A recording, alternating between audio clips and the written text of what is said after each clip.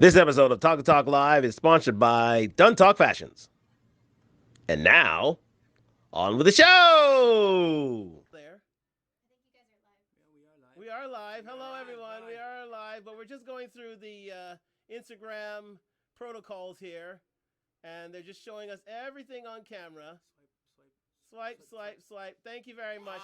There we go. Unbelievable. Welcome to another live Talk to Talk with myself, Golden Armor, and partner beside me, E-Rock. E-Rock! So what's Esquire. I see you got your suit on today. I call it 4 bills. Yes, indeed. I call it 4 bills. I call it my 4 bills. And today's topic, Johnny Depp and Mrs. And Ms. Heard. Yes. The action heard round the world. And we have some special guests of us too. Well, you want to introduce them? Yes, I will introduce them. I call them my technical staff. It is Christina and Armani. Hello. They are both mic'd up and ready to go. Yes, it's the first time we have in-house guests, and of course they'll be our technical staff because we don't trust you guys. We don't trust you. We just don't trust you. Not yet. Anyway, so we are going to discuss what everybody's been discussing. If you have been under a rock, you've literally, you can't miss. You can't throw a stone and not hear about this. The Amber Heard and Johnny Depp, or as they say in legal parlance, Depp v. Heard defamation case. And we're going to discuss it at length. We're going to get into it. We have our two commentators here who have been watching avidly. They represent the Zennials of the world here, who are actually riveted. You guys can say, how riveted have you guys been to this trial? I recently started work, and I watch it live at work, too. Wow. Watch it live at work? Yeah. Don't get fired on me now. I mean, it's playing. I come and go. I listen to it here and there, and when I have to go, I go. When I come back, I come back. Simple as that. What? There it is. There it is, people.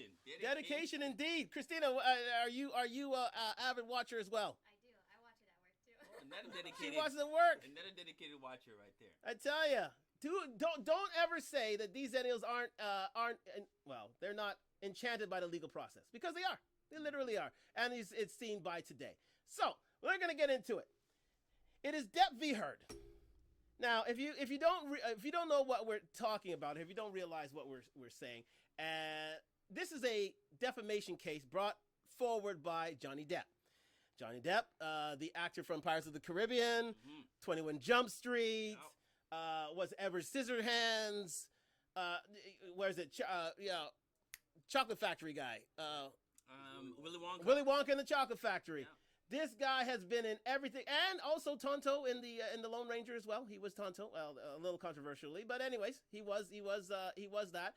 Listen, he's a worldwide and one of the top 10 actors out there today. Yeah, one of my favorites. One of your favorites. One of my favorites. I agree. He's a fantastic actor. Have you seen all the Pirates films? Have you on all of them? You seen all of them? He is My a good sister replays that. Yeah. Ad litem. She can't get enough of it. Anytime she has the downtime, she plays character. I mean, these kids have been raised on pirates, literally, been raised on pirates. They know each word. They know each act. I don't get it. But anyways, I could never get into it. But it's a great frail franchise. It's made him millions upon millions of dollars. Made him a worldwide superstar, and it all came crashing down with a few accusations from his ex, that being Amber Heard. Now, Amber. Did you know she was in Aquaman? You know what? I didn't know that. What part? She had a small role. Yeah, very small. She was one of the monarchy of the deep.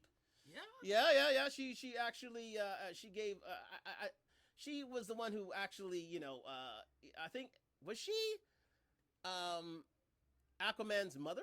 I think she was the love interest. The love interest. Oh, she was the love Yeah, interest. exactly. Jason Momoa's girlfriend. Jason Momoa's girlfriend. How ironic, because they never got along on set. Nope. They never got along on set. But hey, these are actors, so they just make it look real. That's all it's all about. And they get millions to pay for to get paid millions to do it. So this is where we are right now. Johnny Depp, Pirates of the Caribbean. He was flying high. Then all of a sudden, things came crashing down after a few accusations from Amber Heard.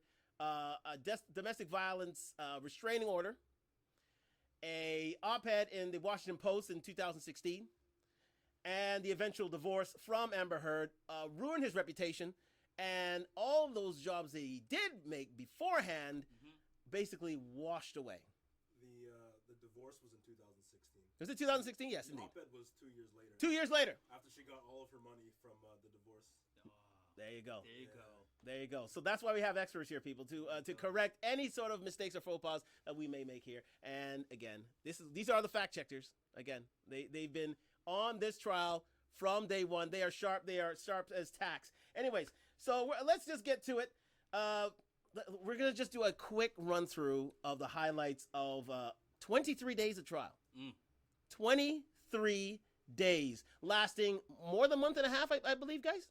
Yes, I think total is 6 weeks. I don't know how much that we watched. 6 weeks. But yeah, behind the scenes, 6 weeks. For the most part, 23 days without break, except for a 10-day break a week ago. Wow. So this has been out there a long time, and you know what? I would consider this the YouTube trial, the social media trial, because people aren't watching this through terrestrial TV. Remember the OJ case? I remember the OJ case. And everything was basically, live to air. You watch CNN all day, and basically the trial could be seen anywhere around the world through news agencies. Yep. Not so this time. A lot of this has been taking. You watch Court TV. You watch a lot of bloggers. You see a lot of YouTubers, basically streaming live this trial, and they are getting numbers, and I mean serious numbers. They're moving into the hundreds of thousands. I know. Crime TV. I think they have more than Is it? I think on average 900,000. 900,000. Yeah, a peak more than 1 million, I think, but. From every time I check in, it's 900,000, 800,000, 700,000. Wow. Nowhere under 500 at any given time. Wow. And leading YouTubers like Emily Baker. Yep. And also Legal Bites with Alide. I've been binging on her streams. Actually, she was mentioned in the trial herself. She got one of the witnesses perjured. Yeah. Thrown out of court because they've been watching her streams during the day, and so once you've witnessed evidence, this is another legal rule. Once you've witnessed evidence in court through another agency, your evidence is to be discredited, and you cannot testify. Yeah. So yeah, that's the truth. That happened to one of our different witnesses, but we're gonna go through them right now. So trial begins. It was in I think it was April, I believe. Yes. April? May? It was April or May. I think it was April. Yeah. Late April. I think it was late April. So it was mid to late April of this year. And basically, opening statements. And this trial took place not in Los Angeles, people. It was in Virginia. So that was different. I failed to realize when or the reason why they had it in Virginia rather than in California. Would you guys know? I'm pretty sure it's just different laws. Yeah, they thought the case law in Virginia was easier to get around than in Los Angeles. This team wanted to move it to LA, where she had more people. Apparently, that's what her reasoning was. Yeah. But the case law was stronger in Virginia, and that's where the publication of the op-ed resides. So they got it there. Legal expertise, guys. And this guy's studying rocket science. Think about that. Anyways, so now you know the reason why it's held in Virginia. So, thank you very much, Armani, for that. So, day one, opening statements, and we had Johnny Depp's counsel stepping up to the mic, giving their case in chief. Any sort of trial begins with your opening statements. So, basically, this is where they tell the jury what case they're going to make during the trial. Right, so that's what it all is in a nutshell, and it's usually it can last a day, it can last 2 days in certain circumstances, but usually it's about an hour, 2 hours tops, where they make their case. They're not Johnny Depp's counsel and also Amber Heard's counsel, right? So, Johnny Depp was saying that Johnny Depp says he had a history of alcohol and drug abuse, and not only that, they did an ingenious thing. Both sides split up their opening statements. So one side they had 2 lawyers open up for both of their clients. So one side had Ben Chu and Carolina Vasquez open up for them, and then the other side had Ms. Breda Hoff and also Ben Rodenborn open. Rottenborn. They call him Rottenborn. Yeah, because he's rotten. They call him Rottenborn. Because he's rotten. Why do they call him that, guys? We just call That's his last name. That's his last name. Oh, that's his rotten. But you know, I guess. But he's rotten. I guess you play with the a little play on words. Anyways, and a little play on words to call him Rottenborn. Anyways, it depends on how he conducted himself during this trial, which is rotten. Yeah. Rotten, played simply. But anyways, so basically they split up things. They made the cases for both sides, and they got on their way. I will not bore you with the details because again, some people may go off a little bit. But again, they opened up with their witnesses. The first day was day 2, basically in full. Day 1 was basically opening statements for the whole day. Day 2, you had a few. Johnny Depp opened up because he's the one bringing the defamation case to court. So he opens up as being the plaintiff in this action. So it opened up with a few people. You had Brandon Patterson, the building manager of the JD Penthouse building. You know that big blue building in Los Angeles? I don't know if you've been to Los Angeles. No. The Eastern building. The big blue building, that's where Johnny Depp has, guess how many penthouses to himself? 5?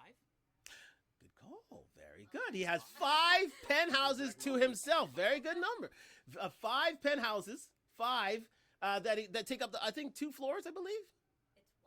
It's 1 floor. Is it 1 floor or the top floor? It's the top floor, but they each are divided into floors. Into floors, exactly. So the penthouse has 3 floors on each of these. On each of them. So it means that the penthouse at the top floor is the top floor you can reach from the like the lobby. right. Yeah. But if you go inside the penthouse, you can get 1 floor higher. Exactly. So there's only one route in, and basically the whole top floor is basically dominated by Johnny Depp. He basically bought it out. And not only for himself, but for his friend and highlight of the day, Isaac Baruch. Now, Isaac's a very, very, very interesting character. Do we have his footage up at all? Isaac? I don't know them by names. I know them by... Okay, the bald-headed guy. He's on day 2. The bald-headed guy with the suit on. We are on Talk Live on IG and YouTube. Please follow us along there. Please like, subscribe, comment. We want to hear your stories today. I got a lot of, as they're looking that up, I got a lot of people signaling me as to who's winning, because the matter's not over. Who's win? There he goes. He's up there. That is Isaac. If you're watching us on YouTube, you can see Isaac Bruce right here, right now. So please follow along. Well, follow along. He is Johnny Depp's best friend from high school. Yes. Now you'd think that this was Johnny Depp's granddad, but no, it's his actual high school buddy. Now he used to bodyguard for Johnny, but he used to bodyguard for Johnny. He used to be a bouncer in clubs that the Viper Room, the old Viper Room where River Phoenix died. Yes. Yes. He used to be a bouncer there. Then he turned. It's true. And then he turned his hands not to violence or to protection, but to paint. He became an artist. And guess who is his biggest patron? Johnny Depp. That's right. He was so good to Isaac that one of the penthouses in the upper suites at the Eastern Building was all for Johnny, but it was occupied by Isaac. One of them was. So he put him up. He basically was his benefactor. He basically was his patron. So he put him up, gave him his studio space, bought everything for him, paid for all his expenses. He didn't have to pay a dime. He basically allowed Isaac to find his voice through paint. Now, how do you call Johnny Depp an abuser When he does that, he did. does that. Thank you. Well, how are you going to do that? How you do that? Thank you. Great point there, Christina.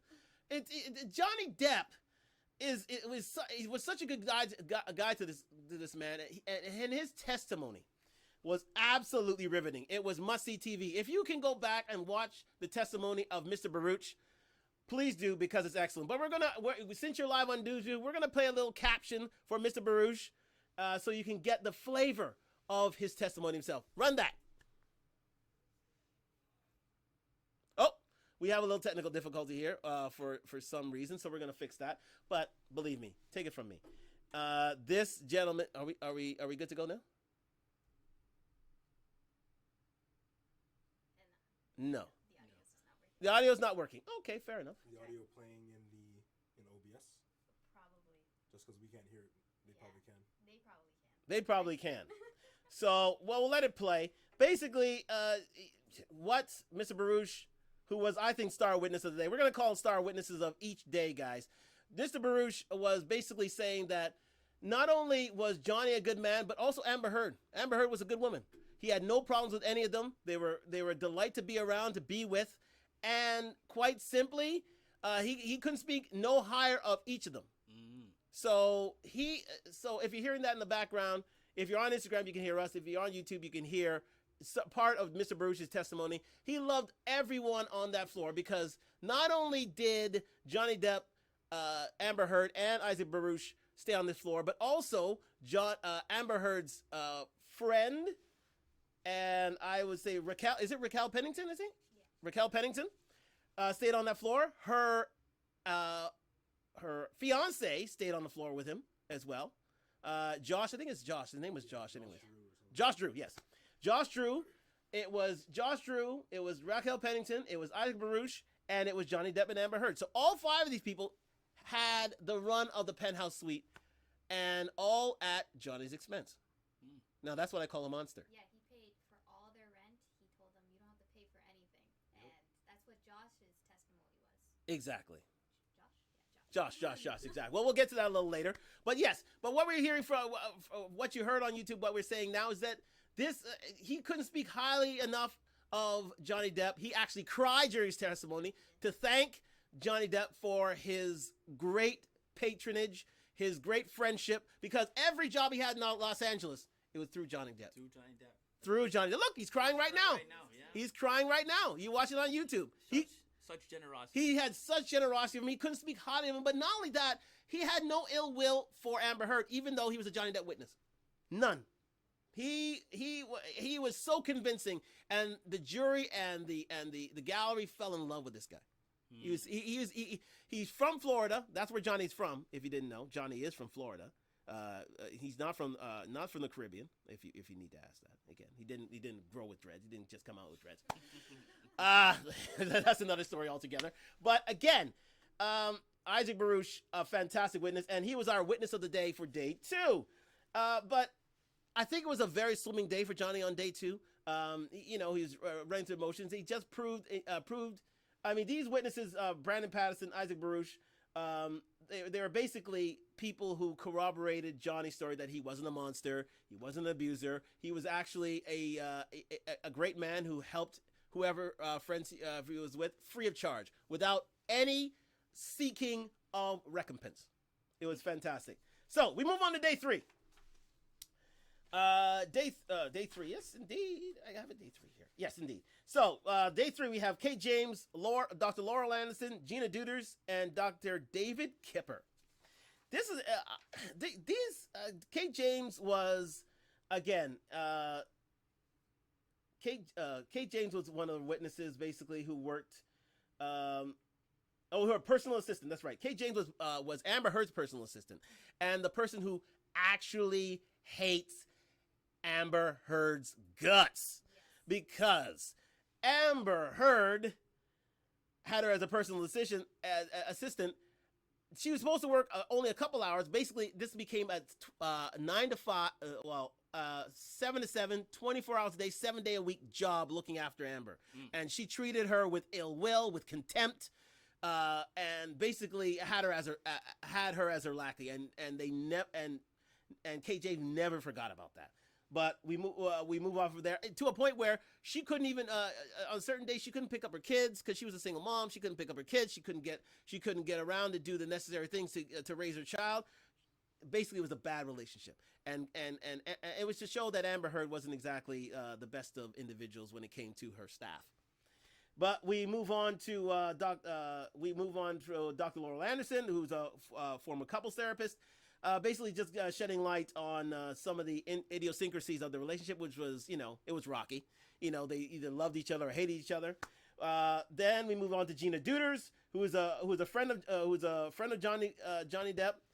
Who is nervous, who talked about their drug-filled, binge-filled efforts. We're going to talk a lot about the Australia incident. Now, if you are unknowledgeable of what the Australia incident is, basically this is where Johnny infamously had a big fight with Amber Heard. And what did they do? What happened to Johnny, actually, on this trip?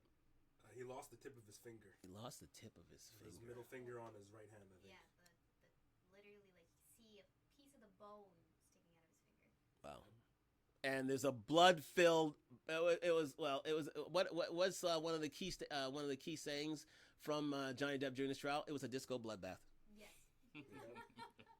It was a disco bloodbath, people. Yes, it was. All over that that Australia it was Australia beach home, I believe. But anyways, so basically that's where Gina Duder was testifying about the fact that they had drug-filled exploits. They were drinking. They were drinking incessantly, taking ecstasy, cocaine. It was a binge-filled effort that ended up in violence and ended up with Johnny losing the tip of his finger. You would think that someone who's going, your husband has alcohol and drug issues. Yes. You would think, maybe I shouldn't take these things on our trip. But instead, you bring your friends to do it with you and your husband. Well, not only that. Remember, Amber Heard it was a nightly ritual to take off the boots of Johnny and bring him what? Wine. Bring him alcohol every night. But like, if someone's dealing with those issues, why would Thank you. Why would you do that? Oh, let me just sniff some cocaine right in front of you. Do you want some? I know you're going through things. Yeah, and she used to mock him for being weak-minded, for falling for these ills and letting those sort of drug issues take over. It was ridiculous. But again, let us get to our witness of the day, David Kipper, the concierge doctor. Concierge doctor of Johnny Depp. You know that when you can have a doctor on call at 24 hours a day, 7 days a week at a moment's notice. Yep. When you're that rich, you can do that. That's what happened here with who David Kipper was to Johnny. Whenever he had his island in the Bahamas, whenever he was in California, whenever he went to Russia, or whenever he went to Japan, he could call on this guy with a moment's notice, get him on a plane, get out there, see to his drug, alcohol, or medical maladies. Mm-hmm. Yes. So Dr. David Kipper was there on the Australia incident. Dr. Kipper was there to treat Johnny Depp before he got to the emergency room from his cut finger, and he basically testified that Johnny Depp really wasn't a monster as Amber Heard made out to be, and basically he was a victim of domestic violence himself. Yes, yeah, that's what I heard. Yeah, indeed. So he was our witness of the day, and remember, so again, that was day 3. They took time off. Now we moved to day 4. David Kipper actually continued his testimony. Then we moved on to basically in the same ilk, saying that Johnny had certain ills. He was, he abused cocaine. He abused ecstasy. He was a very, he had a lot of vices. He had a lot of, as Johnny Depp would say, monsters in his life that he had to battle. And it would be David Kipper who would see him through these bad times, mm-hmm. and through these dark ills that consumed his life. Then we moved on to David Lloyd. But before that, anyways, day 1, we missed one witness there on day 1. That was Christy Dombrowski. Christy Dombrowski is actually Johnny Depp's sister, older sister. Yes, she is. Yeah, and also his manager. Oh. And his manager, and she runs his production company, Infinite Mind. Is that the one that walks in with him whenever he goes up onto court? Brown hair, right? I think it may possibly, or it could be Miss Vasquez, but we'll go into her a little later. Oh, Miss Vasquez, I tell you what, star of the show, if you ask me, from this trial. So we moved on to David Kipper, Debbie Lloyd, and Shaun Depp. It's pretty much a day where Johnny establishes his case. And basically you have Johnny Depp explain what happened on the Australia incident, what happened on certain days of violence between December 2015 and back and forth. And basically, then they move forward with Debbie Lloyd. Debbie Lloyd was Johnny's personal nurse. Now, what's interesting about her, and I call her my witness of the day. Of course, you also had Shaun Depp, who was a friend of Johnny's, I believe. Yes. Yeah. Oh, personal bodyguard and security detail. But he basically just corroborated stories of him cutting his hand, and him not witnessing any violence on a visit on Amber Heard from Johnny Depp. Basically, he said he never laid a hand on her. But the fact of the matter, when we talk about Debbie Lloyd is an interesting character because she never really gave any testimony. No. There's a reason for that. Why? Well, she doesn't want to get sued. Okay. For what? For what? Good question. Here's the deal.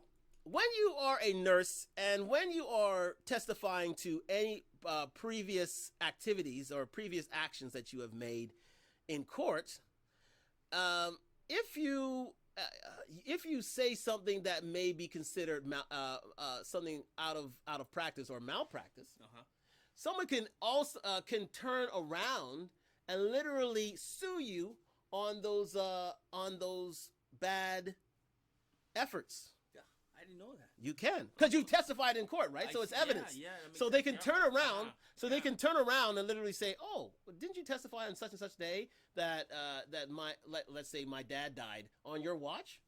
And if they testify to the same thing, guess what? They can be sued in court. So that's why whenever a nurse testifies, they usually say, "I don't recall. I don't recall. I don't recall." I see. So they don't bring forth any malpractice. So she was my witness of the day, Miss Debbie Lloyd, who was nurse to Johnny and basically witnessed. Well, she testified mainly on the Australian incident and him cutting his finger. So we move on to day 5 quickly. We talk about Shaun Depp. Shaun Depp, basically, who by video deposition, he was again Johnny's personal bodyguard and security detail.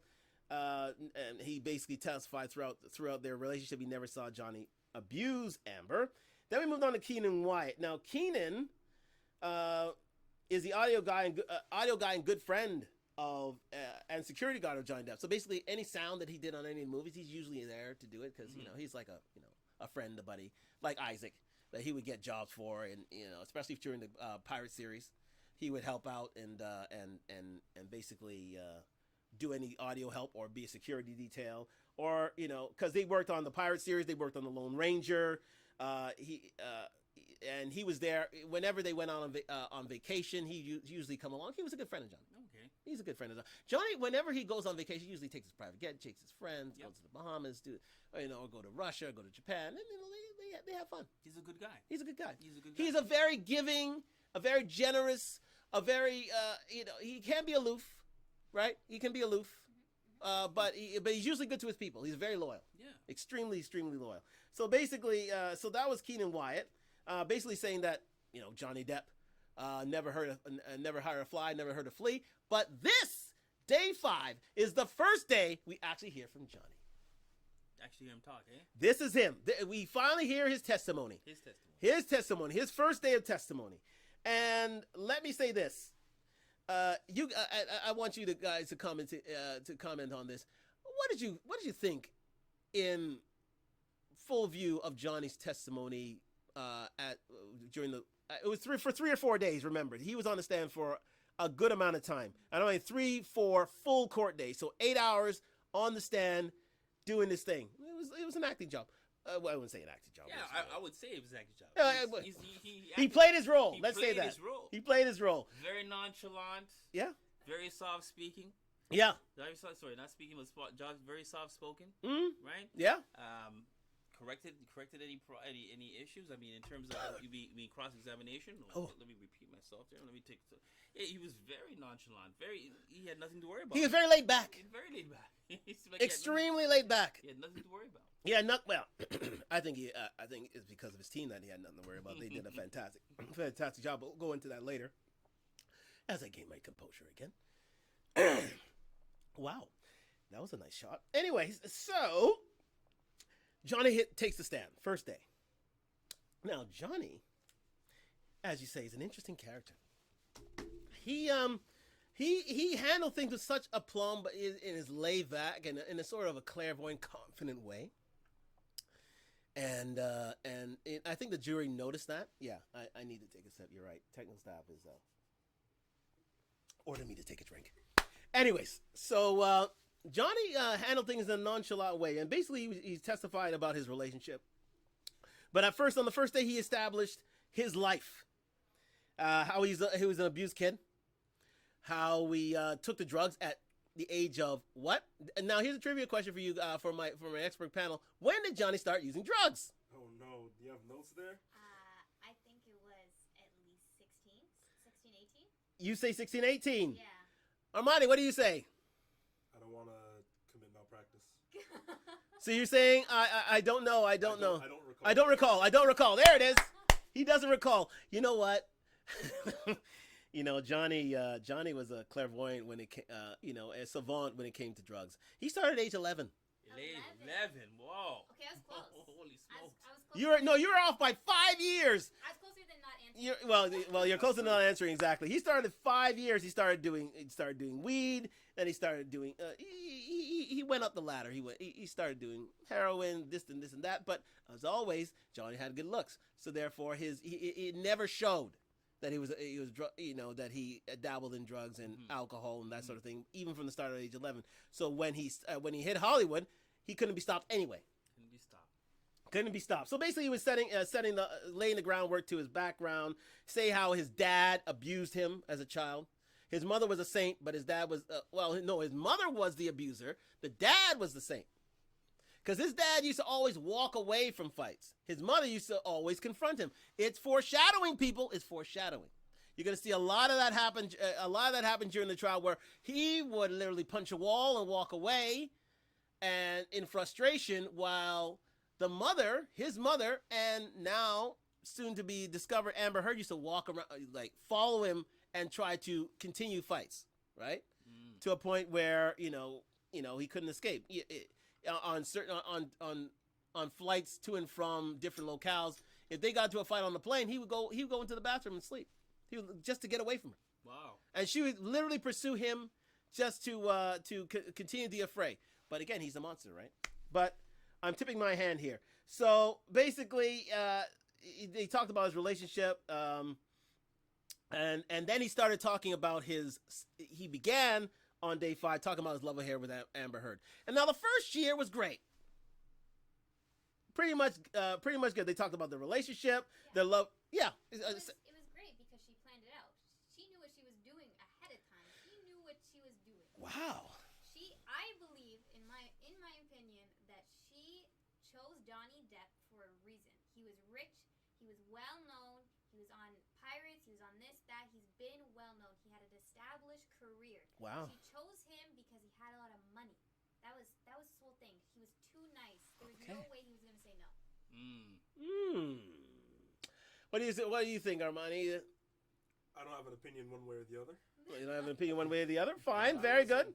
I wasn't there. You weren't there for that? But most of Johnny's testimony wasn't even about before they were married. Yeah. This was brief. This is the end of day 5. They were talking about their love of obscure blues music and literature in their relationship for the first year. The first year was great. Fine. They were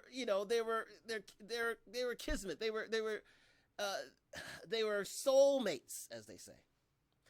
But this eventually turned sour. It got rocky, especially as I said to you, Amber Heard used to control his bedtime, because when he got home, she had a routine. This is where she, tried to, create this enabling relationship whereby she needed him to take his boots off. So that's what she did. She took off his boots, and then she got him his wine. He got him his glass of wine so he can have, after a long, hard day's work. And then is this something she did willingly, or she did this willingly? Oh, okay. She did this very willingly. She did this every night, to a point where if Johnny did part of this routine himself, like, you know, if she's doing something else and he did it himself, Uh-huh. she literally scolded him and saying, "Why'd you doing that?" Oh, okay. That's my job. Wow. Okay. That's my job. What are you doing taking my job away from me? I'm supposed to take off your boots. I'm supposed to get you your wine. Mm. So she tried to make herself an indispensable part of his life. Mm. See? So there you go. Well, again, it's part of this whole it's part of this complex where you become dependent on someone, right? So they become enraptured, they become entangled, and it's hard to break away because she has set routines. Yes. Anyways. Tell me that's not planned. Tell me that's That was not planned. That may have been planned. That may have been planned. That may have been planned, but we'll get into later testimony as to why it was planned. The reason, her a certain personality disorder that Amber Heard actually had that links itself to this problem that she had, this obsession that she had. But anyways, going to day 2 of Johnny Depp, day 6 now. We're actually at day. I didn't want any confrontation because he hates confrontation. That came from his childhood. You know what always puzzles me is where did he get the recordings? Like how did he get the recordings for everything?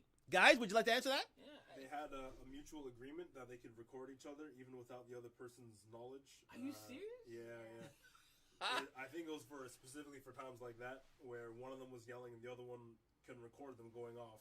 They can remind them later what it was for. So that's why when you hear the recordings, there's a lot of time where you hear Depp's a lot closer to the mic. Yeah, or Amber's a lot closer. And because they have the phone in their pocket or they're underneath the table or obviously closer to them because they're controlling what the recording is. Because I was watching the case and like, okay, I'm gonna bring up this recording. I'm like, where did he get this recording from? How?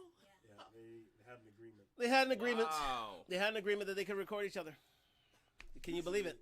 Usually, California, where they were, is a two-way consent state in which both sides have to say yes to a recording, or it can't be used as evidence. But that was waived because of the agreement that they made beforehand, from what I remember. Okay. There you go, insider knowledge, people. You don't get that every day unless you want to sit through different court TV shows or YouTube shows and wait for said lawyers, said counsel to instruct you on that. But we have a rocket scientist to tell you that himself. Thank you very much, Armani. Well done. And so basically, JD on day 2, he started coming up. People started seeing him as coming up as sarcastic, funny, knowledgeable in his litigation process. Like he knew his stuff, right? He was playing a role. He was on the stand. He knew his stuff, and he was playing around with his counsel. Even with Rottenborn, but we'll get to this cross-examination later. Yes, even with Rottenborn to a point where it's like he was unflappable. He literally was unflappable. He was basically in his element. You know what I mean? He saw this I think he saw this as a role, the role, I wouldn't say role of a lifetime really, because Pirates was a role of his lifetime. Let's face facts, right? Mm-hmm. That was the one he's known for. Yep. But, this is just a different set to him. This is just a different gig to him. And he played it to the hilt, which is, I would say, different for Amber Heard, but we'll get to that later. But basically, the JD team played recordings of discussion. Let's talk about the Australia incident. JD team played recordings of discussions between Johnny Depp and Amber Heard about the Australia incident and its past abuse. And basically it was damning. Because in a lot of that testimony, you could see that Amber Heard was the aggressor and not Johnny Depp. 100%. 100%. She's the one who went in on Johnny and not the other way around. Which, that's what Amber Heard believes what happened, because we'll find out later that that ship has sailed for a lot of people. Even at the beginning of the trial, the other team was saying that they didn't have a lot of Amber Heard's supposed evidence. Right. Johnny Depp gave them everything to work with, and then Amber Heard's team was withholding evidence from the other team. Exactly. So she wasn't taking good notes, was she? No. No, not very well. She's only showing the parts that make her look good, but they weren't even making her look good. No, not even her witnesses there. No. Not even that. Not even that. Yeah. Do you have anything to say, Armani? No, he's good. All right, but before, oh yes, this is the so basically, it was on this day. This is one of the more memorable days, because this is the day of Poopgate. Amber Turd. Amber Turd, as they say. Yeah. Here's the thing. It happened. It happened one day on. Let me see. April 22nd, 2016. Basically, it was Amber's birthday, and Johnny had a meeting with his forensic accountant, who we'll meet later, and he was late. So he got home. He tried to be apologetic. He tried to be genuflecting and say, "Listen, babe, I'm sorry. I had a big meeting. It's been a hard day, but I'm here for your birthday. Let's celebrate." She says, "No, we're not going to celebrate. Why are you late? You ruined this day. Now it's terrible. You did this on my birthday. How dare you? How dare you? How dare you?" Mm-hmm. Of course, this ensues into a fight. Big brouhaha, a big discussion, and bottles thrown and damage done to the penthouse, and basically Johnny Depp had to walk out of there. He had to get out of there. But as he got out of there, just to get some air and come back, Amber Heard left a parting gift. What kind of gift was that? Well, she would say it was her pooches, her dogs, who left the gift, but it was a bit big for the dogs because these dogs are, little, purse hounds and such. Yorkies. Yeah, a bill of Yorkies, you know what I mean? Little purse hounds, you know what I mean? Yeah. When you hold on your shoulder. Yeah, that would hold on your shoulder. So this poop was as big as a Yorkie, basically. You know what I mean? This poop was giant. It was a giant poop. It was a giant. So that is why we call her Amber Turd, because it's alleged that she pooped in the bed. There is a picture of actual shit on the bed, and you can see the picture. You see the bed, and you just see this blob of brown shit. And she goes, "Oh yeah, it's my dogs, but that's way too big for it to be just your dogs." There you go. She left that for Johnny, and she left it on Johnny's side of the bed. Yeah. So she pooped on Johnny's side of the bed before she went to Coachella. Dirty. Yep. Dirty. Before she went to Coachella. Now is that a modern woman or what? Oh man. Johnny can pick 'em.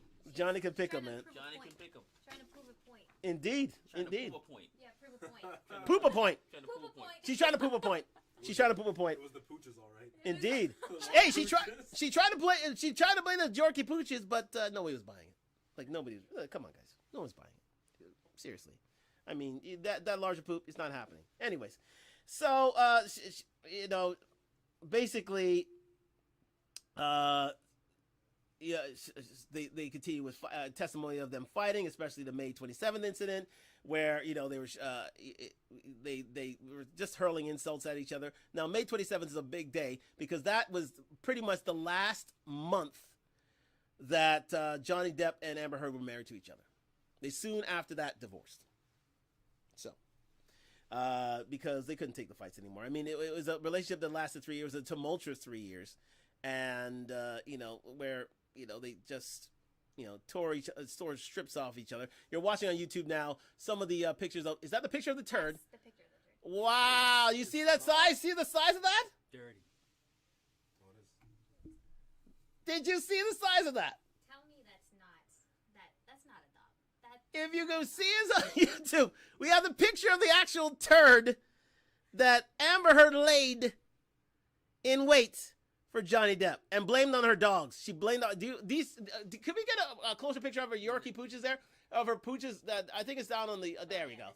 That one. Just take a look at the pooches that she had there. Now, can these dogs lay that shit? Can these dogs lay that shit? Go back to the shit one more time. Back to the shit. That's the shit. It's like in a ball too. It's like a large ball. All right, we're not gonna do any. It's something. We're not gonna do any forensic evidence of the shit. It's Poopgate. There it is. You see it live on IG, live. Watch us, subscribe, comment. But that is follow YouTube. Follow YouTube. Hey, comment below on what you think of the shit. Do you think it's a dog shit or do you think it's an actual shit, actual defecation? But anyways, listen. So they broke up in May 27th, and the divorce proceedings happened, and then a very key point in their relationship was the divorce settlement. So Amber Heard got a paltry sum of $7 million for a 3-year relationship, which is fine. That's all well and good. But here's the thing: she is so magnanimous, she is so generous, Amber Heard, decided to donate that $7 million to charity, to the ACLU and to the Los Angeles Children's Hospital. Yep. That's where she decided to, give those funds away. But did she do it? What do you think, guys? Did she do it? She didn't do a damn. She said she pledged to donate. She pledged to donate. Pledged to donate the Without money. signing the pledge form. by the way. Without signing the pledge form. So there's no evidence of a pledge form. No. No. There's evidence of a pledge form, but there's evidence that she didn't sign it. Yeah. Oh, she didn't sign it. So she didn't sign it. Where the line is, you just don't see nothing there. Yeah. Autograph supposed to be? Oh, right. Nope. So she was so magnanimous with her time and generosity that she kept the $7 million in a bank account for herself Yeah. for a year and a half. Yeah.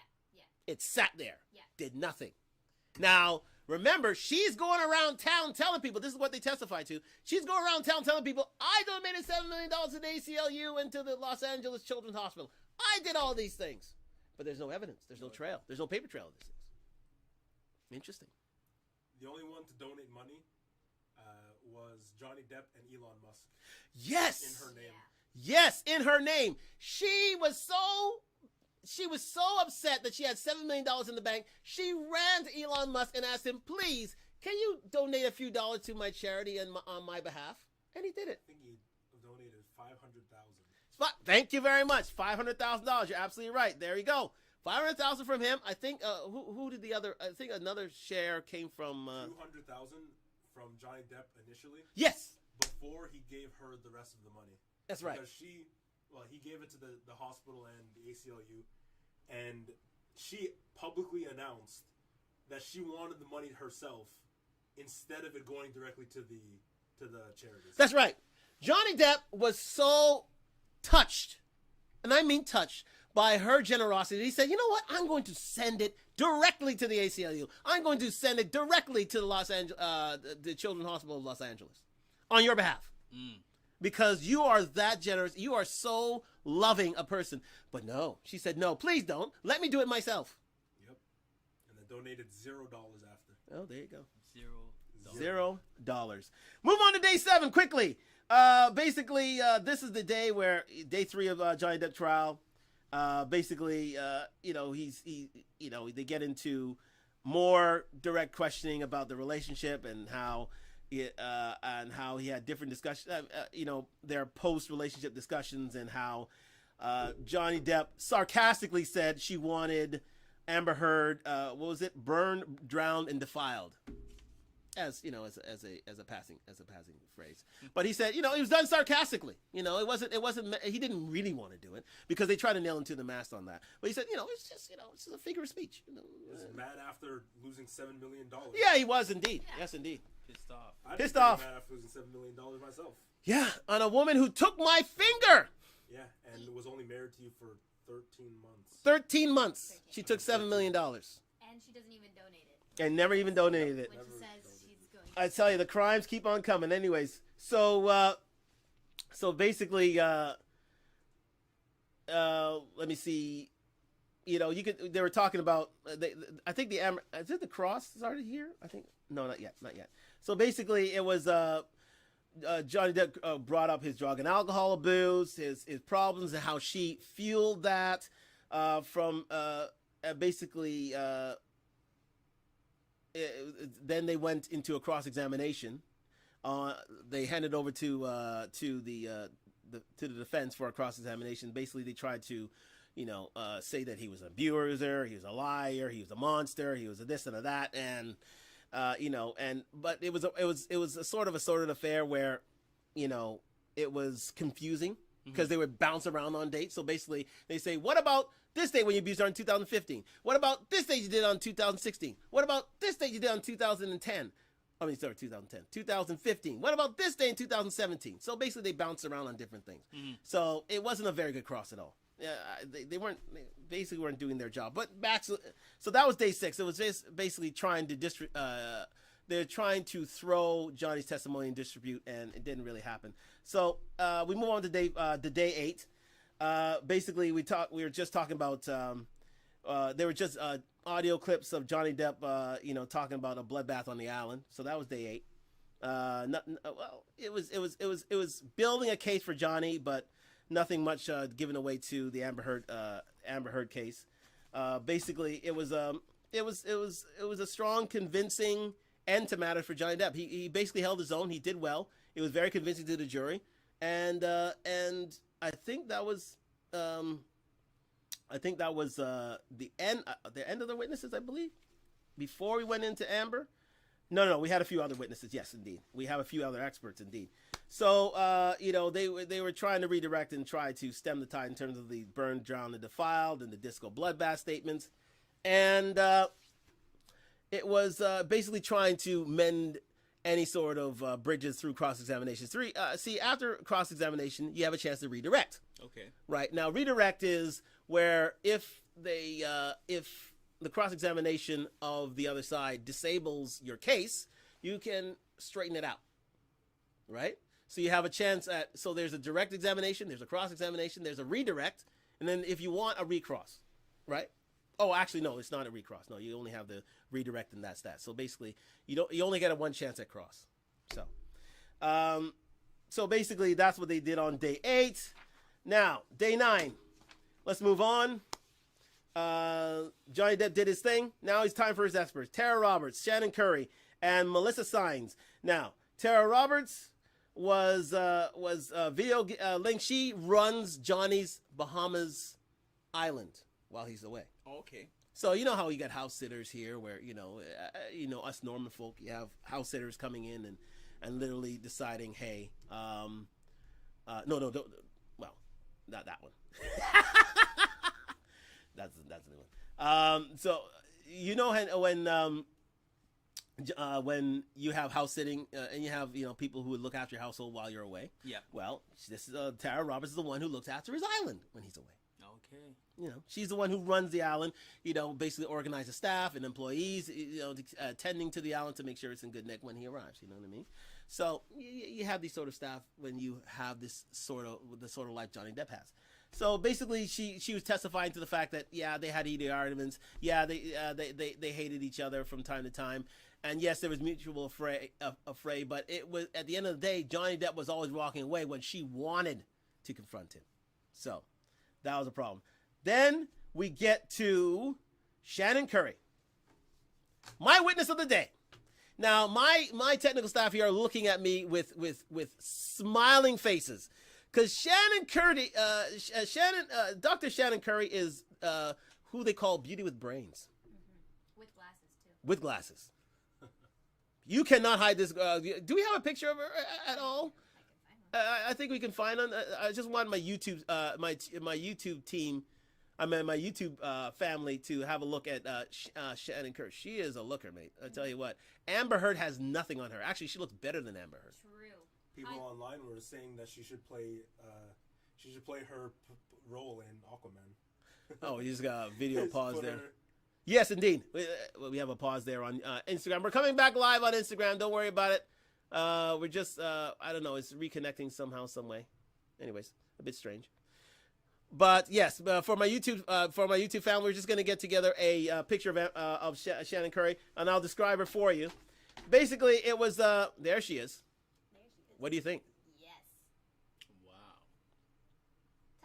Look at that. Look at that. Beauty and brains, man. She is gorgeous. She is absolutely gorgeous, and as beautiful as she is quite astute. This woman is very erudite, very intelligent.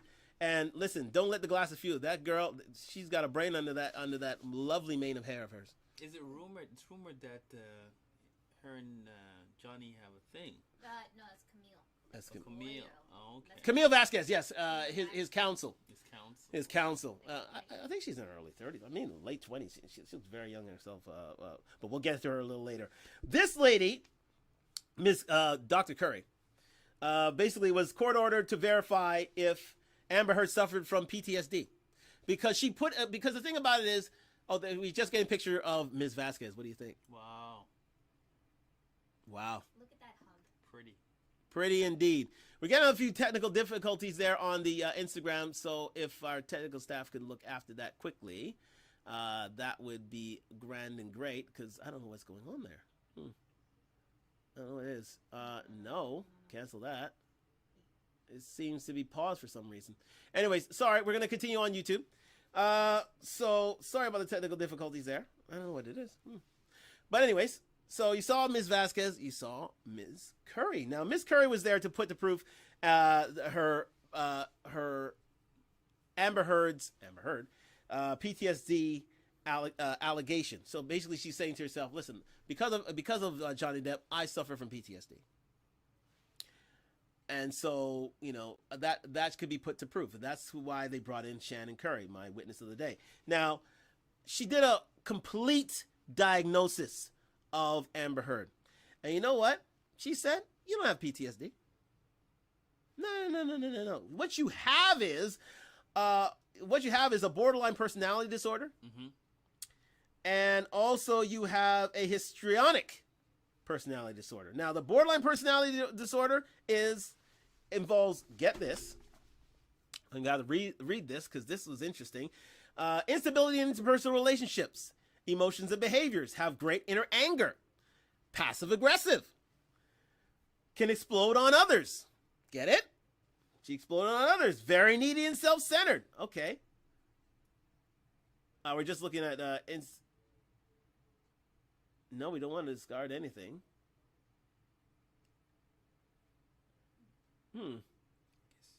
Wow. Guess save it and then go back in it. Yeah, we're gonna have to save that and go back in. Yeah, looks like it. So sorry for my Instagram crew. I don't know what happened there, but we're going to go back in it in a GIF. No, we have problems with our technical staff on Instagram, but we're going to continue on YouTube right now. So basically, we have what Amber Heard had was basically she was passive aggressive because she exploded on others. She's very needy and self-centered. She's socially sophisticated and manipulative. Can show cruelty to others, externalize blame, and massively exaggerate. Tend to be dramatic, terrified of abandonment, and hypersensitivity and she's hypersensitive at being offended. Like when someone, JD, showed up late to an event. Remember that birthday party? What did she do? She did all these things. She was very needy and self-centered. She was sophisticated. She was manipulative. She was cruel. She externalized blame. She was massively exaggerating, right? Tend to be dramatic. And all these things came up to a point where Shannon Curry was, well, a fantastic witness for Johnny Depp. Fantastic. To a point where, I mean, and she was so court savvy. She was talking to the jury. She knew everything about their personality order. She was undeniably fluid and frank in terms of her testimony about Johnny Depp. So, as we are getting together ourselves on Instagram, there we go. Just shorten it a bit there, Armani, and we should be fine. Technical staff getting. What you can do, Armani, is actually bend the actual camera down. There you go. Perfect. Right there. Yeah, do that. That's fine. Yeah, that's fine. Perfect. Yeah, perfect. Just run it from there, Armani. We're back. We're getting back live on Instagram. So that was day 9. Day 10, we're going to run through this now. Day 10, because it's 9 o'clock.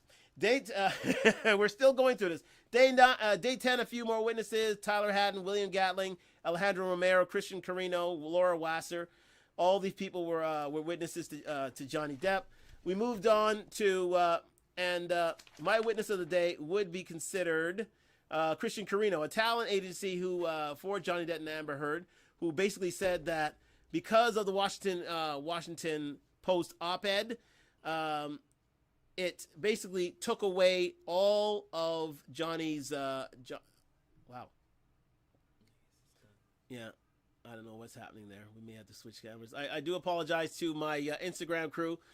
Something's going on in that in our camera. We may have to switch things out and get things started in another way. I don't believe that happened, but anyways, we're moving on to YouTube. We're moving on YouTube. So day 11.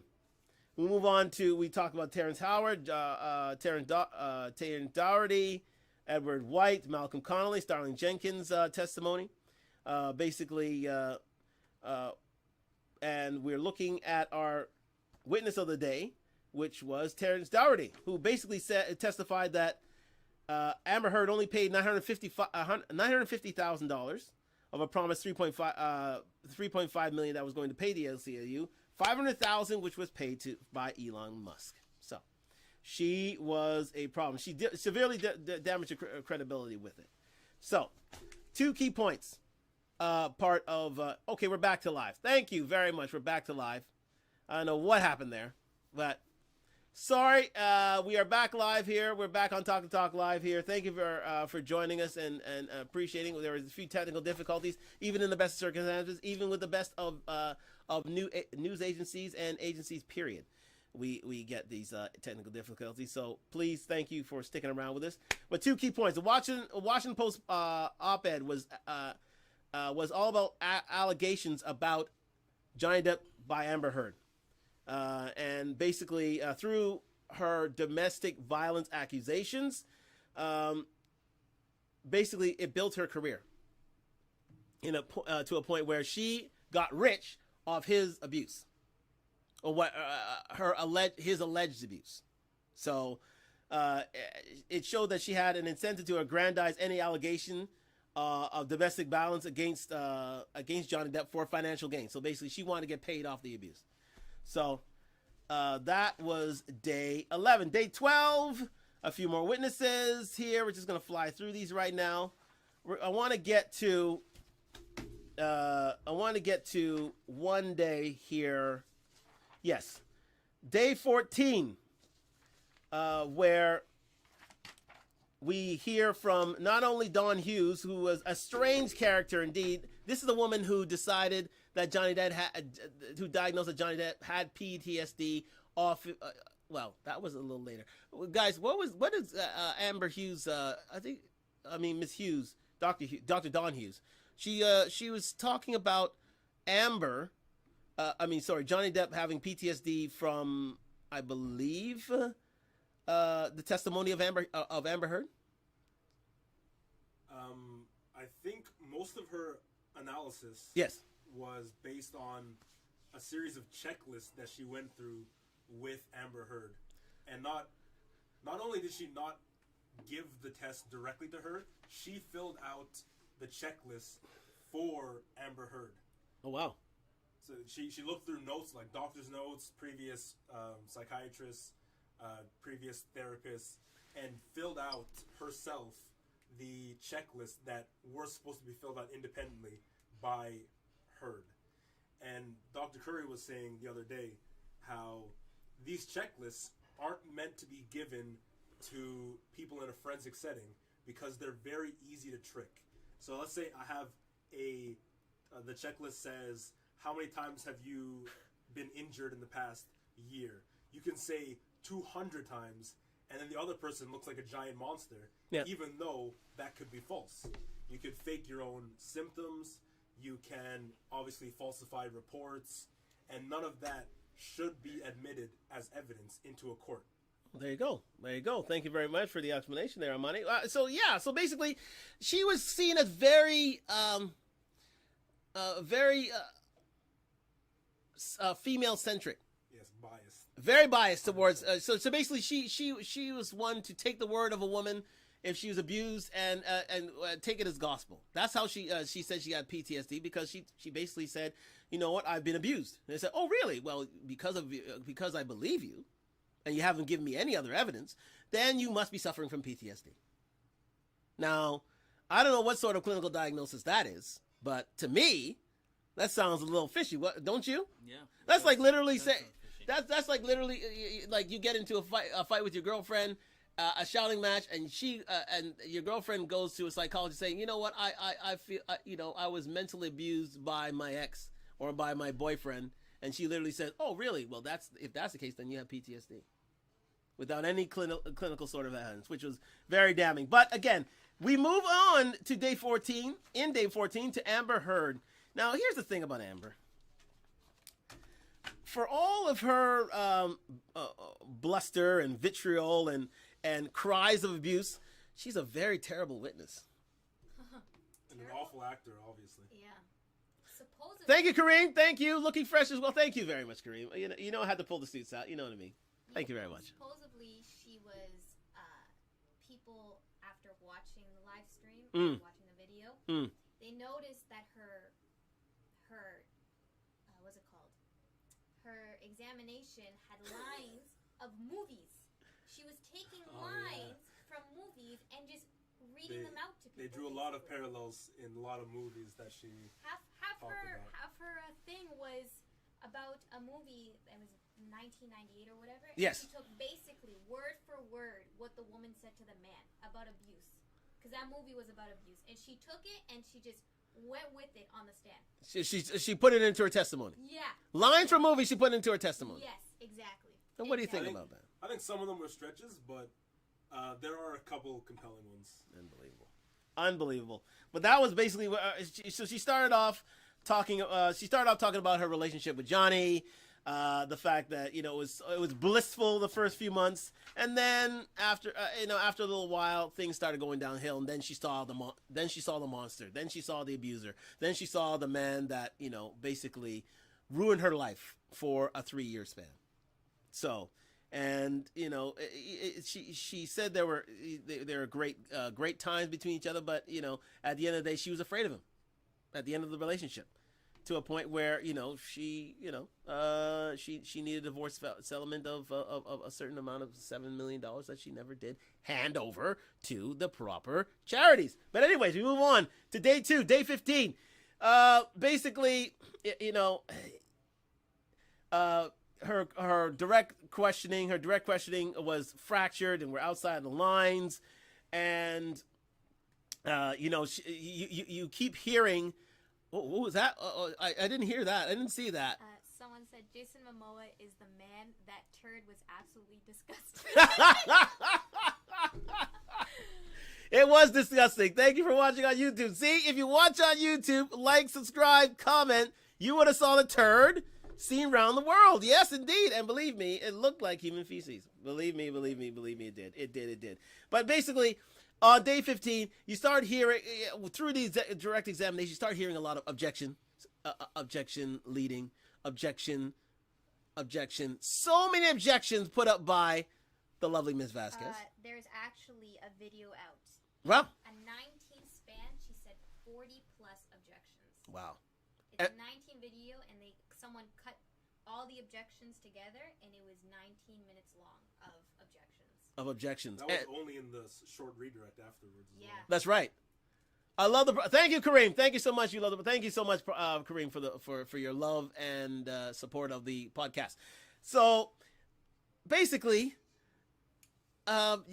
this throws off any sort of direct examination, especially if there's a saying. I think she's got an 80 to 90% success rate at these objections. Yes. Yeah. 100%. She would literally say objection, sustain, objection, sustain, hearsay. Objection, sustain, hearsay, objecting, leading the witness, objection, and she would win on all these counts to a point where the judge, as a carte, she would literally remind Amber Heard's legal team that, listen, you're getting killed out here. She's like, sustained, like you're getting killed out here, guys. You got to have better questioning than this.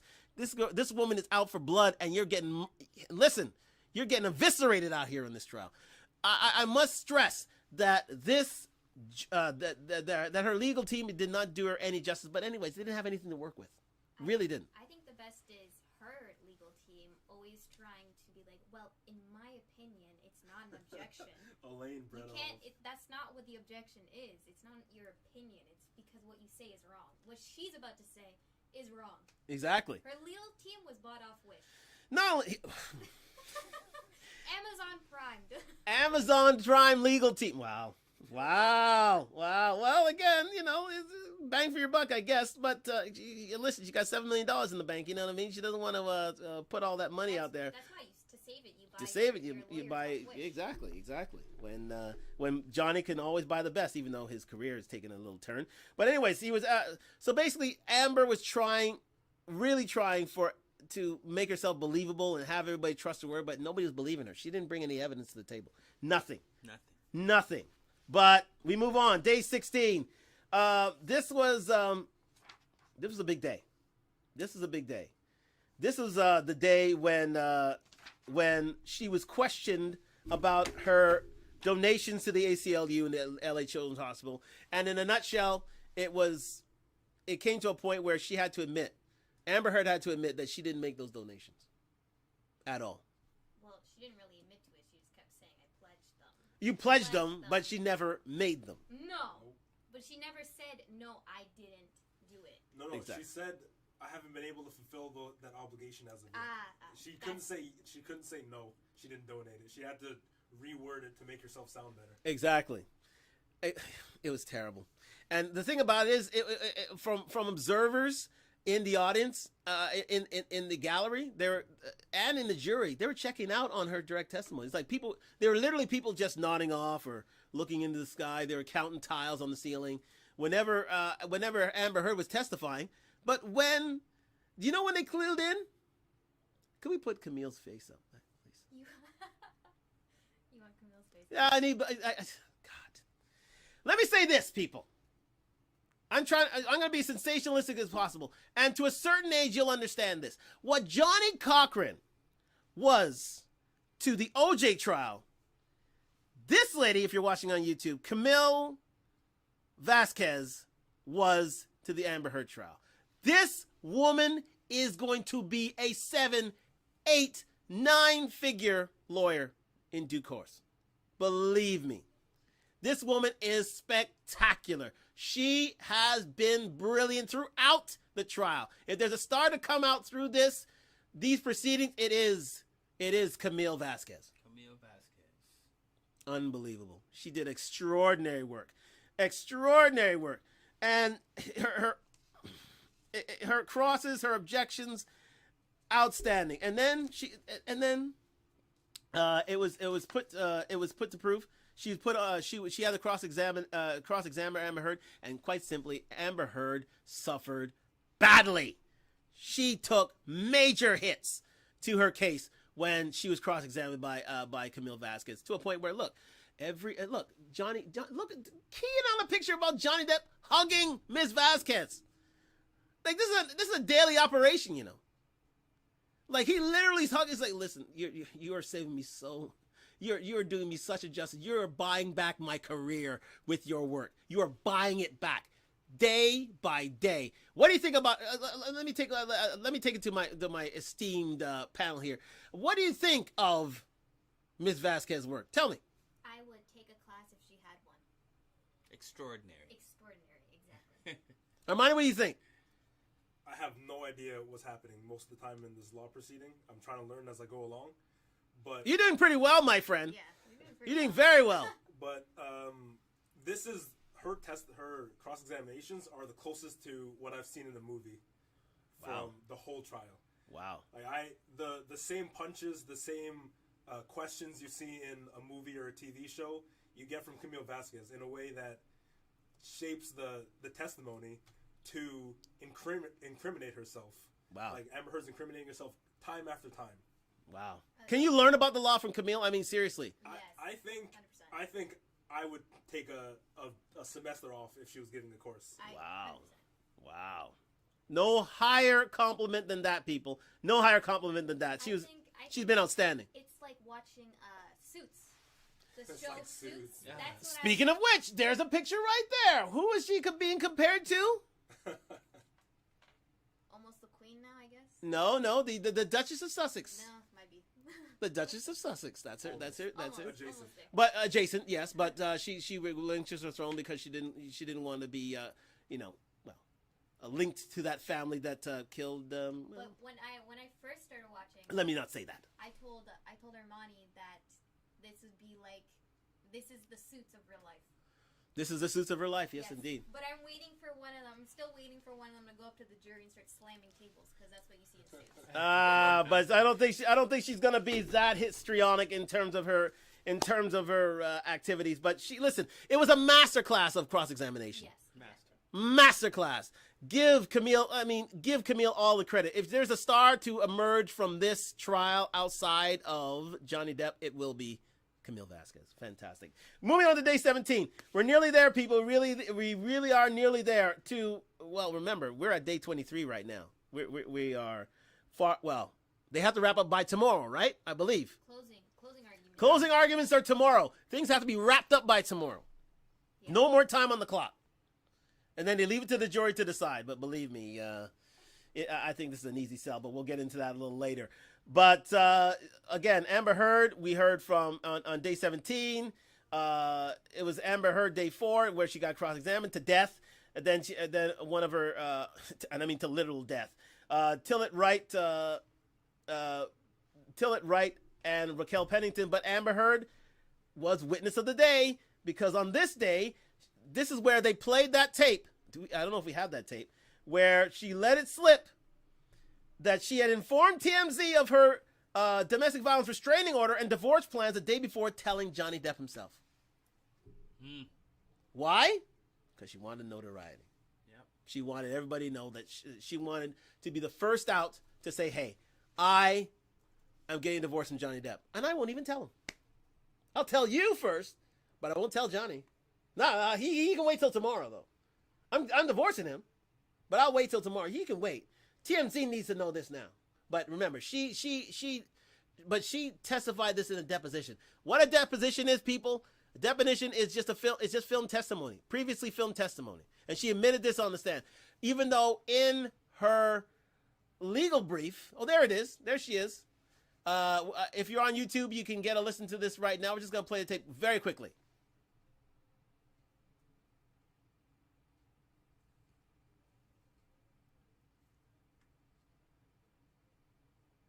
Okay, we got for those who can't hear, we do have subtitles. We're that good. Indeed. We care for you here at Talk Live. We do.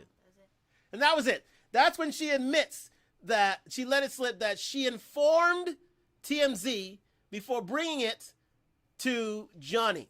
Now, she said herself there, she said that, oh, well, you know, it was alleged that I did that. I never did that. I informed Johnny first, but you know, it's in a deposition, for crying out loud. You basically confessed to it. Why are you trying to dig a hole for yourself? Seriously, it was ridiculous. Another hit to the case. But anyways, day 18, we had Raquel Pennington, her former friend Josh Drew, Raquel Pennington's ex-husband, Whitney Henriquez, Elizabeth Mars, Melanie Iglesias. Listen, all these are basically indiscriminate. Then you had day 19, 12 witnesses. 12 witnesses, 12, I think 11 of them were depositions, film testimony. It was a boring day. That changed nothing, that moved nothing. These are all Amber Heard's witnesses. I think one of, we watched a lot of Emily Baker, and she has people in the audience watching the jury, and she said one of the jury was asleep. Yeah. While the videos were being played of her. One of the jurists was asleep. Yes. Yeah, because that's how boring those testimonies were. Nobody likes to watch a film of boring testimony. Exactly. They'd rather you, and everybody advocates this, and this may have hurt Amber's case in general. They'd rather you be in court than be out of it. I mean, it's testimony and it's admissible, but they'd rather you be in court because it makes it much more real and makes it much more believable if you're there and if you're open to cross, which a lot of Johnny's witnesses were there in court. A lot of Amber's witnesses weren't. They didn't they didn't care or didn't give the time of day to be there for her, which hurts her case actually and hurts her believability. But anyways, we move on to day 20. We're nearly there, guys. We're finally reaching the end. Day 20, we have a few more witnesses: Richard Moore, David Spiegel, Catherine Arnold, and not a very significant day. They tried to put up a fight for Amber, not very well. Then we move on to day 21. Amber Heard's case finally rests. Oh, God, it was a bloody tough slog. Anyways, especially watching all that information. Believe me, guys, I have about 20 odd pages of information here. 20 of prep for this. I felt like I was on trial as well. I think think you missed one of the best witnesses from. Wait, which one? Which one? Do remind me, Armani. Please tell me. Dr. Spiegel. Dr. Spiegel? Spiegel. Oh, right. Dr. Spiegel. Thank you. See, that's why I bring in my esteemed panel, Dr. Spiegel. If we can get that clip up, please. We can get a clip up. Dr. Spiegel is a strange one. He's a strange man. Here's the thing about Dr. Spiegel. A lot of his diagnosis. What did he say his diagnosis came from? Was it from Johnny Depp films? Yes. And interviews. It was interviews. I think he at one point said he. This is a doctor. This is a clinician. Yeah. He got his diagnosis for Johnny Depp's personality through his movies, guys. Not through his expertise, through movies that Johnny was in. Do we have that tip? Please. I wanted to get it for my YouTube family. Like, subscribe, comment. Thank you for joining us tonight on Talk Live tonight. It has been a riveting case. Believe me. Oh, here he is. That's Dr. Spiegel. Okay. Are we playing it now? I think we're going to play it now. Just quickly. Wait, what? Hold on. Sorry. I lost the clip. You lost the clip? Go back. It's there somewhere. It's there. It's there. Basically, if you're watching on Talk Live on IG, you'd realize that Dr. Spiegel was a very eccentric man, a very interesting character. They were calling him the homeless psychologist. I think they were saying there. Oh, really? I didn't see that one. He looked quite a bit disheveled and interesting. But anyways, we're gonna let it play for YouTube now. If we can get sound. It is playing sound. Okay, good. For them, yes, indeed. Do I have to answer that? Oh So God. for us, because Yes. audio's not working. Yes. Basically, he asks, "Have you ever seen Willy Wonka in the Charlie Factory?" He stops. He starts wiping his mouth in This is these weird. ASMR noises that are actually gross. Then he asks the judge, "Oh, do I have to answer that question?" And then he goes, "No, I've never seen, Willy Wonka." He almost says, not Willy Wonka, and then he almost says Edward Scissorhands, but no, he's never seen it, so he messes that up. He says, "I've never seen 21 Jump Street." How do you know all the movies' names, but you've never seen them? Right. Exactly. How Oh. do you have a baseline for watching a character in a movie and you're doing all that? And this was an expert witness of Madam Heard. Yeah. Yeah. Not very good at all. I mean, a lot of her witnesses did her no justice. No, absolutely. None. Not even a little. None at all. So again, if you want to take a look at it, you could have a look at. Listen, he's everywhere on YouTube. You just look up Dr. Spiegel, and have a watch and a laugh at his testimony. It was amazing. Anyways, moving on to day 21. AH's cases rest. All right, so Amber Heard's case rests. Of course, Johnny Depp. This is a little legal play here, where Johnny Depp's motion is to strike Amber Heard's case just to see. Well, it's just to test waters and say, okay, listen, she brought it. She hasn't brought anything to prove. She hasn't made her case. Throw this thing out. And for the most part, 99% of the time, they don't. They literally don't. They just say, you know what? Hey, listen, the jury has a right to hear this, so we're going to move on. So they moved on. So then we moved on to a few more witnesses, Morgan Knight, Jennifer Howell. Again, not very interested. Morgan Knight was pretty. Morgan, yes, indeed. Morgan Knight was interesting. Morgan Knight was interesting. What made him interesting? He was the innkeeper at the Hicksville Trailer Palace. A man present at the night of the Hicksville incident. Oh God, He was the manager of the place. The manager of the place. Yes, indeed. Yeah. Yes. He brought a lot of mentions with being that umbrella guy. Who's the umbrella guy? The umbrella guy is a YouTube creator and like a Twitter person, and they don't like Amber Heard very much. Oh. So it was Elaine's play to try to get the jury to believe that he was biased because he saw a tweet from the umbrella guy. And Morgan Knight had like no idea who it was. Even though he obviously replied to a tweet from them, he didn't even recognize the name, to the point where Elaine was speaking, and he said that what she was saying, the umbrella guy, all the names that she was bringing up, sounded similar to schizophrenia, in which he didn't understand what was going on and nothing made sense. Oh my god! Do you believe that?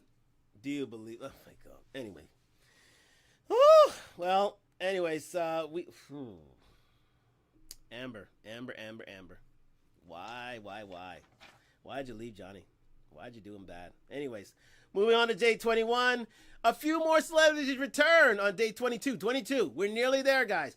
Kate Moss makes an appearance. You know who Kate Moss is? I know Kate Moss. Kate Moss is that she did a lot of coach modeling during the 80s. She was a supermodel, basically supermodel from London. Okay looking lady. And Johnny Depp's former girlfriend. So that's the reason why. And she's the one who said what? She brought it to my attention today, Christina. She's the one who said what, Ms. Moss? What? Well, she said she didn't. Oh. Right. Well, her whole testimony was that Amber Heard said during hers was that, he abused me the way that he did Kate Moss, was what she said, basically. Okay. But Kate Moss went on to do her testimony and basically said, no, that didn't happen. In no way, shape, or form has he hit me. I fell down some stairs because they were slippery. He came up, picked me up, and that was it. Right. How dare you? How dare you indeed. You weren't even in that relationship, and you come out saying that the same thing happened to you, and you weren't even there. You don't even experience it. That was like 1994 to 1998. It's running out of power. Yeah, there's a plug there. Plug here, money here. Take the plug. For an open outlet. Yes, indeed. Yes, indeed, and connect that up there. So yes, Kate Moss gave her testimony. Then Johnny Depp returned to try to, stem the tide, give a bit more testimony, throw a little more on Amber Heard's grave of proceedings. Unbelievable. And then we get our witness of the day, which was Morgan Tremaine. Now, Morgan Tremaine is my esteemed panel is shaking their heads. Morgan Tremaine's an interesting character. Morgan Tremaine works for TMZ. And he was there on the day that Amber Heard put out her domestic violence restraining order and her divorce proceedings in the public. And they were saying that she never informed TMZ. Well, Morgan Tremaine, one of Johnny Depp's witnesses, was there to say, yes, you did. You did actually do that. You did actually, and he shed light on the kitchen video, on the paparazzi at the course of the 2016. Basically, he's the one who testified that you're the one who called us out to the courthouse so that you could announce your divorce and your restraining order against Johnny Depp. So you're the one who got the ball rolling, not us. We weren't called. You called us. So that damned her once again. And now we finally arrived at day 23. And what happened in day 23? Which I was at work today, people. I actually have a clip of the TMZ guy. You have the clip of the TMZ guy? A clip of the TMZ Well, let's play the clip. Let's play the clip. If you can see this on YouTube, we have the clip from Mr. It's a short one, very short, very sweet. And this was this is during the cross of Mr. Tremaine, where they try to catch him out on his story and make and discredit the notion that Amber Heard was the one who called out TMZ rather than the other way around. But anyways, let it play. For those who are on IG, again, thank you very much. For those on YouTube, you can listen to it now. If you want to go to Talk to Talk Live and listen to his testimony now, you may do so.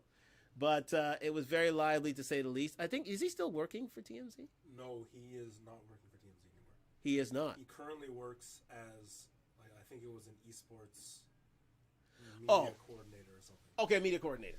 Yeah, a lot. That's the one thing about. No, complete playing. That was it. Oh, that was it. Yeah, oh, that was it was him being called out for maybe wanting his 15 minutes of fame. Him obviously denying it because he's putting himself in danger legally from TMZ because they could sue him for breaking NDA or other things. That's right. And he basically called out Elaine, who was cross-examining him, saying that is basically the same position. She also might have wanted her 15 minutes of fame for being Amber Heard's lawyer. Which rattled her. Which definitely rattled her. I don't know about Bredderhoff. Elaine Bredderhoff, which is AH's chief counsel. Her performance wasn't exactly that great during this show. She's a weird one. That's the wish. That's the buying off Amazon Prime, all that. She's the one that I feel like was bought off. Yeah, she seems a bit rattled, especially after a lot of testimony from Johnny Depp and his witnesses. It's like, especially Dr. Curry. Yeah. Oh my God. Even with the objections, like she said objections all the time, and she to the point where she's like, "Hold on, give me a minute. I gotta think of a question." During. I'm trying. Yeah, I'm trying. Like, you should have prepared questions, and her line is, "What if anything?" She put, "What if anything, something, something, something," and it wouldn't even make sense that the person would have to ask the question. The only way she's getting away with things is, "What if anything? What if anything?" Exactly. I mean, but the thing about it is, as bad as she's doing, she's probably the only well-known counsel of the AH's legal team. I mean, I haven't heard anything from Ben Rodenborn since the start of the trial. Rodenborn is better. Yeah, way better. For sure. Way better. But you don't hear much of him, though. I think you don't notice him as much because he's boring. Dead. You can point out Elaine and laugh at her questioning, but Rodenborn is kind of straight to the point to where you don't really notice. No, you don't. Like, he's just there. Yeah. He speaks kind of monotone. He doesn't slip up nearly as much as the other counsel on her team. It's not very memorable. Well, there you go. There you go. Well, you know what? Bredderhoff was not very memorable, not like Camille Vasquez at all. And yes, Kareem, I saw your comment. I would love for him to come back for the prior 6 series. And who are they giving that to? I don't know, but he said he wouldn't work with Disney for $300 million and 100 million alpacas, so I doubt it. 300 alpacas. 300, no, 300 alpacas? 300 alpacas. There's a lot of alpacas. There's a whole lot of I alpacas. have the clip for that too. Oh, you do have the clip for that? I always have the clip. You always have a clip. For this trial is everything. It is a fantastic trial. I mean, listen, I'll just say it from the jump. I wasn't very interested in the trial because I thought it was salacious. I thought it was, sensationalistic and that sort of thing. But once you actually get into it, you're riveted. I'm hooked now. I am literally hooked. And so many people are that hooked to a point where they're getting millions of views on YouTube. These are making channels, literally. People are getting paid. I mean, people are making building their retirements on this trial. Believe me. For some of the activity that they're getting in, like a million people watching live stream on a daily basis, is ridiculous. This could not be mistaken. How successful and how big this trial is to the legal world, not only but also to pop culture. It's tremendous. Are you ready? Yes, go ahead. Again, if you're watching on YouTube, you can watch it live now. Thank you for your oh, Johnny, he was an absolute dynamo in this in this. That's it. Yeah. There you go. Last week, Rottenborn asked you for a quote. Oh, God. But anyways, we finally come to the final day. We're here. We are finally here. Now, today was a day where one could get re-examined, and that is exactly what's happening today. If you had watched any time today, Amber Heard was back on the stand, and guess who was in front of her for pretty much the whole day? Her arch nemesis, Camille Vasquez, and she is doing a demolition job on her today. I'll take the alpacas. Thank you, Christina. She's doing an absolutely demolition job in terms of Amber Heard, to a point where you can see her getting flustered, you can see her getting frustrated. Who walked off? I think somebody did a walk-off today, wasn't it? Camille? Was it Camille? Yes, Camille. Camille did a big mic drop. A big mic drop. To a point where she didn't want to hear from Amber anymore. She didn't want to hear the lies. She didn't want to hear. It's like being, cut off by a scorned friend. She literally just said, I don't want to hear anymore. Listen, I'm done with my questioning. Bye. See you later. I'm done. If you get a chance to watch Amber Heard's Cross, please do. It is riveting. She literally dropped the mic and said, I don't need to hear from you anymore. We've already made our case. We don't hear any more from you. I don't want to embarrass you any further. I really don't. But anyways, finally here. Finishing up the trial. Tomorrow is the final arguments.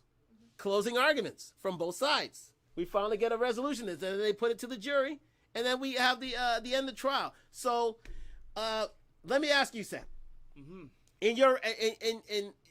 From observing things, at this point, what is your take on things? Because I've already asked my people on Instagram and YouTube, and I Talk Live. I put out polls, and not one person responded. No, they responded. Okay. They responded, but they said that in all cases, Johnny Depp is kicking ass in this case. He's kicking ass. He's kicking ass. No one is believing Amber Heard's winning this matter. But what do you say in observing this? I mean, the few that I have watched, and it has been just a few. Yes. Amber has no chance, from my opinion. It's a smooth sailing for Johnny. It's smooth sailing for Johnny. Smooth sailing for Johnny. Yeah. Smooth sailing for Johnny. Okay. They, Amber Turd. Oh Lord, leave her alone. Christina. They did that though. No one on the jury is allowed to see any social media, but they brought a social media expert, or he was a programming expert, and he did like a study on hashtags on Twitter to see who was posting what, and they brought in the fact that people online are posting justice for Johnny Depp and Amber Turd. Wow. Those were 2 out of 4 of the hashtags that they studied. So now the jury knows that no one likes Amber Heard, and they think she's Amber Turd. Oh my God. She's also a liar. That's also it. But that's the thing. I mean, nobody's coming to Amber Heard's rescue, and that's why I say it's like the next question I have is, does the Me Too movement take a hit from this trial? What do you think, Sam? I really can't comment on that. I'm not too sure how to respond on that. The Me Too movement. Because remember, she got notoriety. She got rich because her divorce case, her domestic violence restraining order happened at the height of the Me Too movement. What? Elliot can use the what? Elliot can use that to make T-shirts for his podcast. Indeed. I can use that. You're right. I'll put Amber Turd on every T-shirt. That's wonderful. That is great. But I'm sorry, you were cut off, Sam. What were you saying? No, I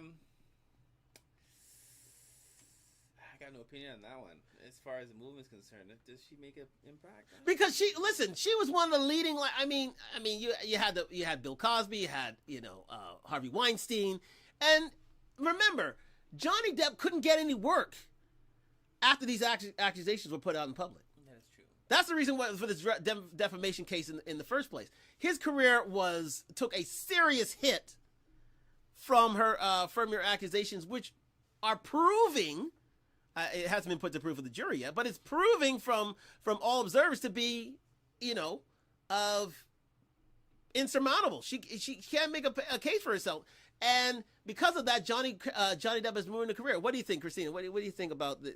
I think she made it a lot harder for women, especially. Yes. To prove domestic violence, because now it used to be where, oh yeah, he hit me. Oh yeah, well he probably did because he's bigger than you, stronger than you. Right. But in Amber Heard's case, physically speaking, she's a lot bigger than Johnny Depp.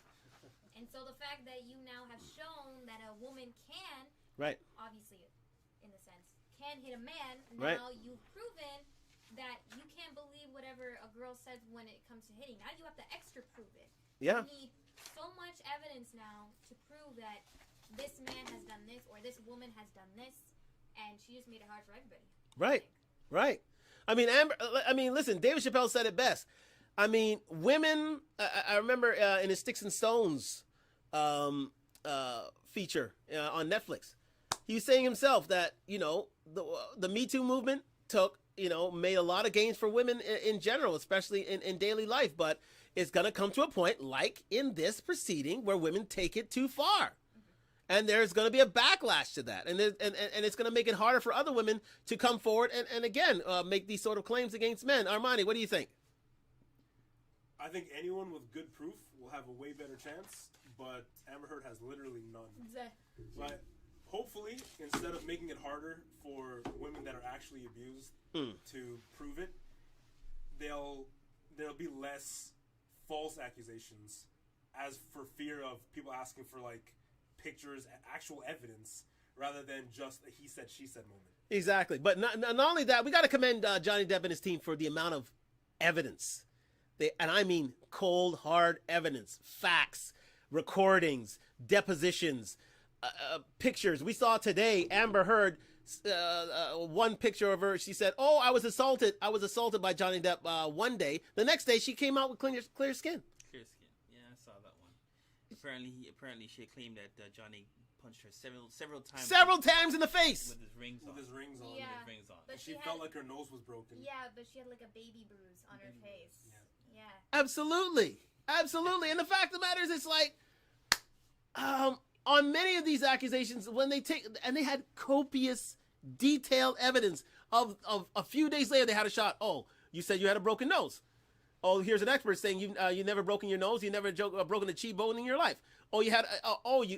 You were assaulted just yesterday. Oh, they have her neck back, laughing the day after Johnny Depp's alleged abuse, sitting here with a clear face, laughing with her friend who just on a daily walk.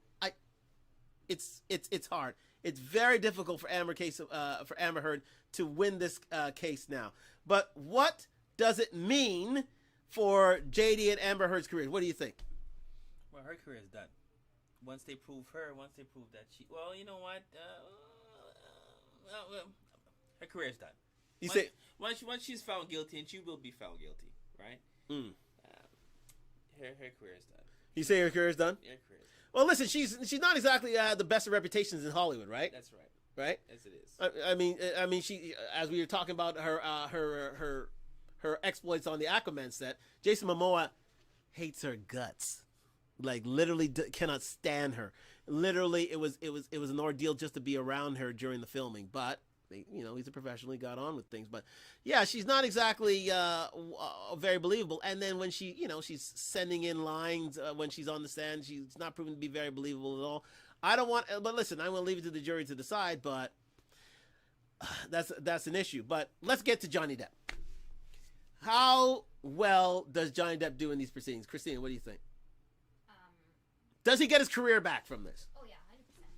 I don't think he's ever going back to Disney because No. of what they did to him. No, that's right. They sold him down the river. They did. Yeah. I think any other movie, any other commercial, he will be flooding in with money after this. Yeah, he will. Because even if he doesn't, somebody was saying that defamation cases are hard to prove.